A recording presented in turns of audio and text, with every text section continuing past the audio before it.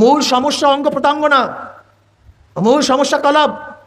এই কলবকে ঠিক করার আগ পর্যন্ত হাজারো চেষ্টা করলে আইনের মাধ্যমে দেশকে দুর্নীতিমুক্ত করা যাবে না। আপনি দেখছেন এনবিআর এর চেয়ারম্যান সাহেব, যিনি দুর্নীতি দমন করবে সে বড় দুর্নীতিবাজ হয়ে যায়। দুদকের চেয়ারম্যান সাহেব বড় দুর্নীতিবাজ হয়ে যায়। পুলিশ যারা দুর্নীতি দমন করবে, এই আইজি সাহেব সবচেয়ে বড় দুর্নীতিবাজ হয়ে যায়। র্যাব যে দুর্নীতি দমন করবে, 7টা খুন করছে পয়সার বিনিময়ে।